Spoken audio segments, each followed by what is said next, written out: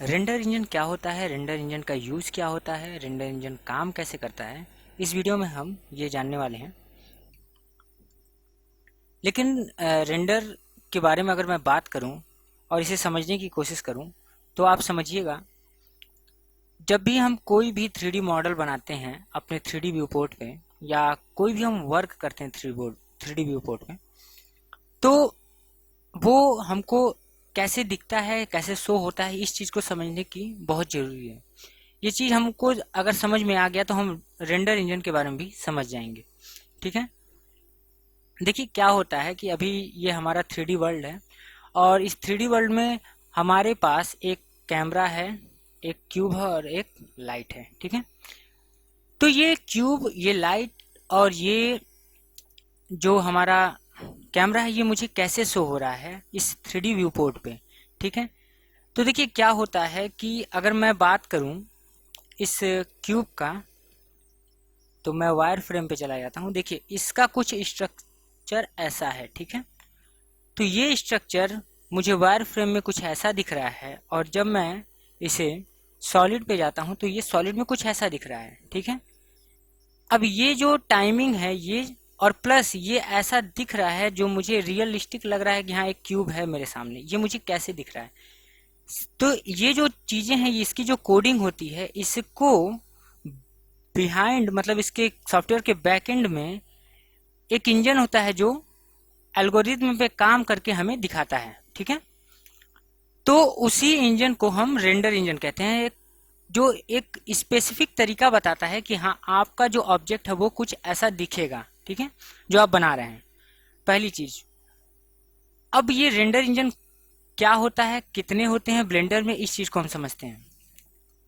तो अगर आप यहाँ पे प्रॉपर्टी पैनल पे आएंगे राइट साइड में, तो आपको यहाँ पे कुछ आइकन्स दिखते हैं। ठीक है, आप अगर ऊपर से दूसरा आइकन देखें तो एक कैमरे की तरह एक आइकन है। ठीक है, या डिस्प्ले की तरह आप आइकन कह सकते हैं। इस पे जब मैं कर्सर को ले जाकर होवर करता हूं तो यहाँ पे आपको रेंडर प्रॉपर्टीज का एक पैनल दिखता है। ठीक है, इसको मैं क्लिक करता हूं और जैसे ही मैं इसको क्लिक करता हूं तो सबसे ऊपर यहाँ सीन लिखा हुआ है, उसके नीचे लिखा हुआ है रेंडर इंजन और यहाँ पे लिखा हुआ है ईवी। ठीक है, जब मैं इसको यहाँ पे क्लिक करता हूं तो एक ड्रॉप मेनू आता है और यहाँ पे मुझे तीन ऑप्शन दिखते हैं, ईवी, वर्क बेंच, साइकिल्स। ठीक है, ये तीन टाइप के इंजन्स हैं ब्लेंडर में। ठीक है, और इसी इंजन पे ब्लेंडर काम करता है। ठीक है, मीन्स जब भी हम कोई काम करते हैं तो इसी इंजन पे हम काम करते हैं।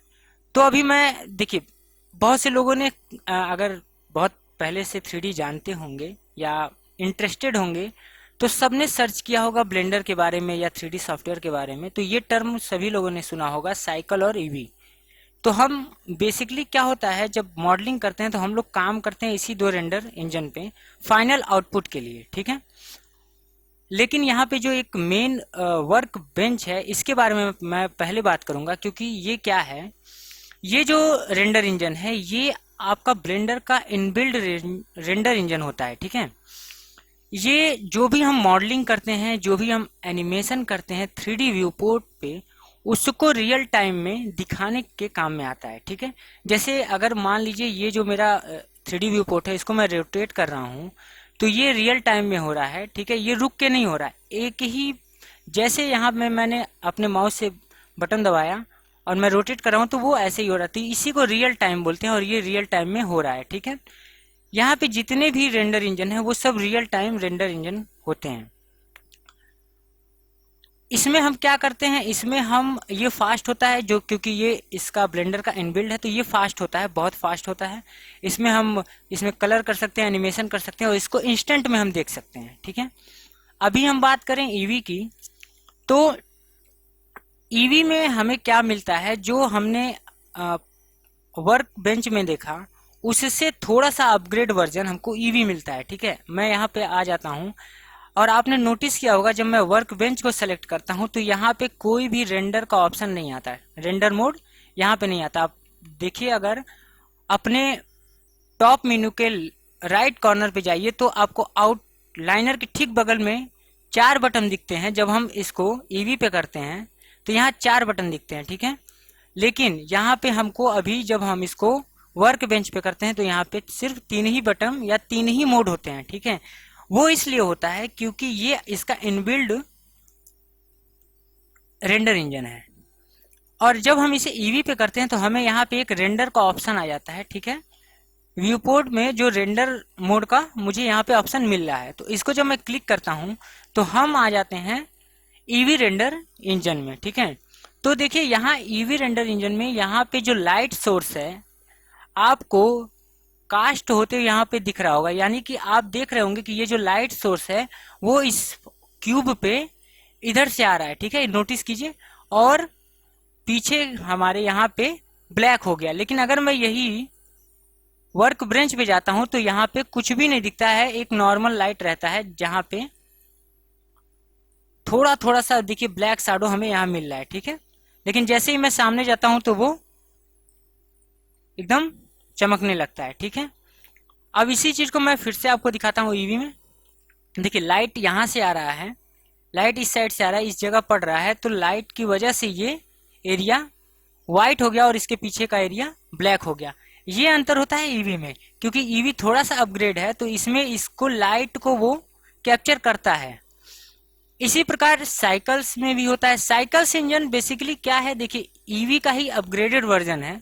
मैं इसे बोलना चाहूंगा कि ये ईवी का ही अपग्रेडेड वर्जन है, लेकिन इसमें एक नए फंक्शन को जोड़ा गया है जिसको कहते हैं रे ट्रेसिंग।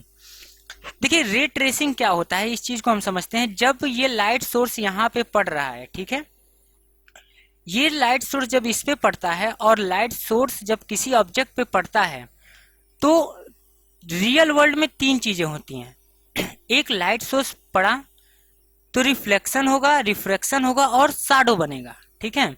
यहाँ शैडो इसलिए नहीं बन रहा है क्योंकि मैंने कोई प्लेन नहीं रखा हुआ है, ठीक है। इस चीज को हम आगे जानेंगे और समझेंगे। तो आप नोटिस कीजिए जब कभी भी रे ट्रेसिंग कैसे काम करेगा, जब लाइट पड़ेगा तो उसमें से जितने रेज निकलेंगे, रिफ्लेक्शन होगा, रिफ्रैक्शन होगा और शैडो बनेगा, तो उसको साइकिल इंजन परफेक्टली रियलिस्टिक वे में कैप्चर करेगा क्योंकि वहां पे रे ट्रेसिंग ऑन है, ठीक है।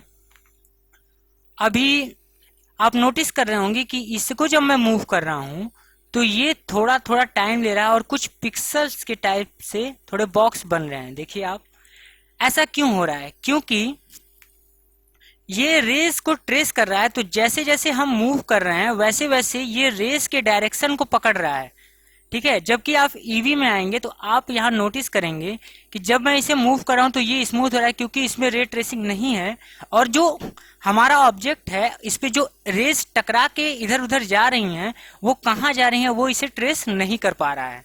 तो ये एक प्लेन ऑब्जेक्ट में मुझे एक प्लेन इमेज दे रहा है। लेकिन जब हम ईवी को करते हैं तो यहाँ पे ये थोड़ा सा टाइम लेता है और अपने रेस को ट्रेस करता है, ठीक है। ये डिफरेंस होता है ईवी में, वर्क बेंच में और साइकिल में। होप आपको ये समझ में आया होगा। नेक्स्ट वीडियो में हम आउटलाइनर के बारे में बात करेंगे।